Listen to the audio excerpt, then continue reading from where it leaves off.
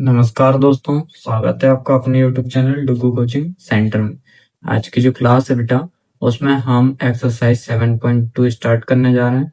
ठीक है, 7.2 का क्वेश्चन नंबर फर्स्ट आज की क्लास में हम पढ़ने वाले हैं। क्वेश्चन नंबर फर्स्ट है आपका, during a sale a shop offered a discount of 10% on the marked price of all the items. What would a customer have to pay for a pair of jeans marked at rupees 1450 and two shirts marked at rupees 850 each? ठीक है, और पहले मैं clear कर देता हूँ कि ये हिंदी और इंग्लिश दोनों मीडियम में क्लास होने वाली है, तो लास्ट तक बने रहिएगा, वीडियो को स्किप करके नहीं देखना है। हिंदी में बात करें तो हिंदी में हो जाएगा कि सेल के दौरान एक दुकान सभी वस्तुओं के अंकित मूल्य पर 10% बट्टा देती है। अब बट्टा का मतलब क्या है बेटा? डिस्काउंट देती है। ठीक है, तो ₹1450 अंकित मूल्य वाला एक जीन्स और दो कमीजें, जिनमें से प्रत्येक का अंकित मूल्य ₹850 है, को खरीदने के लिए किसी ग्राहक को कितना भुगतान करना पड़ेगा? ये आपका क्वेश्चन है। चलिए सॉल्व करते हैं इसको। जो गिवन है पहले वो लिखते हैं। सबसे पहले तो हम देखते हैं कि वो कितना परसेंट जो है डिस्काउंट दे रहा है। ठीक है, तो लिखेंगे rate of discount on all items. ठीक है, तो ये हो जाएगा आपको कितना परसेंट डिस्काउंट दे रहा है बेटा? 10% डिस्काउंट वो दे रहा है। ठीक है, कितना परसेंट डिस्काउंट दे रहा है? 10% डिस्काउंट दे रहा है। हिंदी वाले क्या लिखेंगे कि सभी वस्तुओं के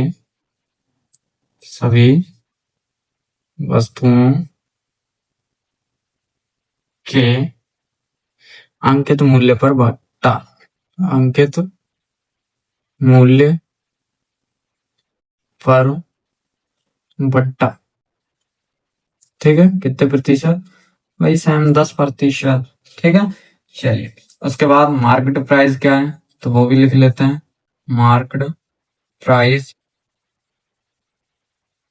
of a pair of jeans. तो जीन्स पे कितना है? ₹1450 and marked price of a shirt. ठीक है, and marked price of a shirt. तो शर्ट पे मार्क्ड प्राइस कितना है? ₹850। ठीक है, हिंदी वाले क्या लिखेंगे बेटा? तो हिंदी वाले लिखना है जीन्स पर अंकित मूल्य, जीन्स पर अंकित मूल्य। तो जीन्स पे अंकित मूल्य कितना है? उस पे है ₹1450। ठीक है, और प्रत्येक कमीज का अंकित मूल्य कितना है?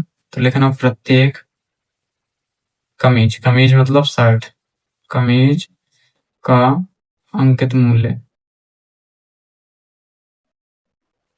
तो ये हो जाएगा आपका ₹850। एक शर्ट जो है वो ₹850 की है। ठीक है, अब उस पर हमें बताना है discount on a pair of jeans. ठीक है, क्या लिखेंगे अब हम? Discount on a pair of jeans. तो जीन्स के पेयर पे हमें कितना डिस्काउंट मिल रहा है? तो वो होगा आपका, इसके लिए फॉर्मूला है रेट इंटू एमपी। एमपी का मतलब होता है बेटा मार्क्ड प्राइस अपॉन में 100। ठीक है, तो पहले मैं इंग्लिश वाला सॉल्व करवा देता हूँ, उसके बाद हिंदी वाला कर लेंगे। ठीक है, रेट कितना है? तो रेट दिया हमें 10% इंटू मार्क्ड प्राइस क्या है जीन्स का? तो वो है 1450 और अपॉन में 100। इस जीरो से इस जीरो काट दिया, इससे इसको काट दिया, मतलब कितना बचा? ₹145। कितना बचा बेटा? 145। ठीक है, अब हिंदी वाले लिखना जीन्स पर बट्टा। क्या लिखेंगे? जीन्स पर बट्टा। तो जीन्स पे बट्टा के लिए प्राइस होता है आपका, ओ सर, फॉर्मूला है बट्टा बट इंटू अंकित मूल्य और बटे में 100। तो बट्टा भाई 10% लग रहा था। ठीक है, इंटू 1450 और अपॉन में 100, ये इसको काट दिया तो 145। ठीक है, यही बचा।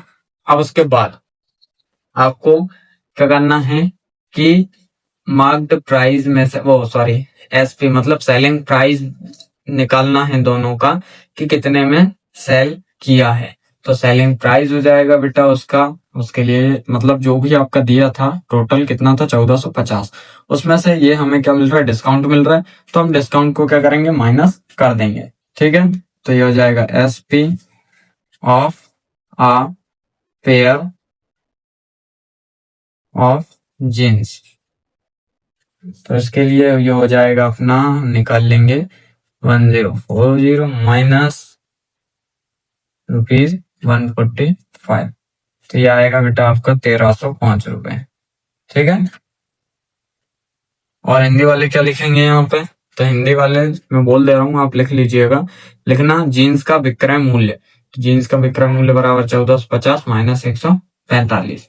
अब ये तो हमने निकाला जीन्स का, ठीक है, अब निकालेंगे हम शर्ट्स का, वो भी दो शर्ट्स का। ठीक है, तो हम लिखेंगे marked price of two shirts, दो शर्ट्स का मार्क्ड प्राइस निकालना है, तो भाई सेम रेट इंटू रेट के बाद क्या हो जाएगा, इंटू में एमपी और अपॉन में 100। रेट कितना दिया है 10, इंटू दो साइड का कितना हो जाएगा, एक साइड का मैं 850 दिया, तो दो का कितना होगा बेटा, 2 से मल्टीप्लाई कर देंगे तो ये हो जाएगा 1700। कितना होगा 1700, हमने लिखा 1700 इंटू अपॉन में 100, तो ये इससे ये मतलब सिंपल सा 170 रुपए आया। ठीक है, अब 170 रुपए आ गया। अब हम हिंदी वाले क्या लिखेंगे, लिख लो, दो कमीज का अंकित मूल्य बराबर क्या होगा, दो कमीज का अंकित मूल्य निकालने के लिए वही सेम क्या हो जाएगा, यहाँ पे ये हो जाएगा आपका बट्टा, ओ यहाँ पे लिखना है आपको दो कमीज पर बट्टा, तो ये हो जाएगा बट्टा इंटू क्या होगा, अंकित मूल्य अपन में 100। ठीक है, अब यहाँ पे सेम निकालेंगे एसपी ऑफ टू शर्ट, मतलब सेलिंग प्राइस दो शर्ट का, तो सेलिंग प्राइस क्या होगा दो शर्ट का बेटा, हम क्या करेंगे कि जो आपको एमआरपी दिया था उसमें से जो आपको प्रतिशत निकला है उसको हम माइनस कर देंगे 170। कितना आएगा, ये आएगा बेटा आपको 1530। ठीक है, कितना आएगा 1530। हिंदी वाले क्या लिखेंगे, हिंदी वाले लिखेंगे कि दो कमीज का विक्रय मूल्य, तो ये हमने दो कमीज का विक्रय मूल्य निकाल लिया। अब लास्ट क्या लिखना है आपको कि टोटल कितना पैसा ग्राहक को देना पड़ेगा, है ना, तो यहाँ पे लिखना therefore the customer had to pay, customer को कितना पे करना पड़ेगा, तो 1305 रुपए तो करने पड़ेंगे बेटा जीन्स के प्लस, और ये 1530 रुपए करने पड़ेंगे शर्ट्स के, मतलब टोटल रुपीज 5 का 5, 3 का 3, 5 3 8, 1 और 1 2, मतलब 2835 रुपए जो है वो पे करने पड़ेंगे। ठीक है, एक बार फिर से पूरी कहानी समझ लेते हैं। तो कहानी क्या कहती है कि एक दुकानदार है जो कि सभी चीजों पे जितने भी उसके पास आइटम है उन पे वो 10% का डिस्काउंट दे रहा है। तो उसने जो है देखिए पेंट का जो मार्क्ड प्राइस है, मतलब पेंट नहीं सॉरी जीन्स का जो मार्क्ड प्राइस है वो कितना था, तो पेंट का मार्क्ड प्राइस है बेटा 1450 रुपए और एक शर्ट का मार्क्ड प्राइस है 850 रुपए। तो सबसे पहले हम जो मार्क्ड प्राइस है, ठीक है, ये जीन्स का पेयर था उसका मार्केट प्राइस था, तो उसका हम क्या निकालेंगे, सबसे पहले तो अंकित मूल्य निकालेंगे, मतलब मार्क्ड प्राइस पे जितना परसेंट डिस्काउंट दे रहा हो डिस्काउंट निकाल लिया और उसमें से टोटल हमने क्या कर दिया माइनस कर दिया, तो पता चल जाएगा कि जीन्स का कितना रुपए पे करना है। ऐसे शर्ट का निकाल लिया और दोनों को प्लस कर दिया, तो पता चल गया कि कस्टमर को कितना पैसा देना पड़ेगा।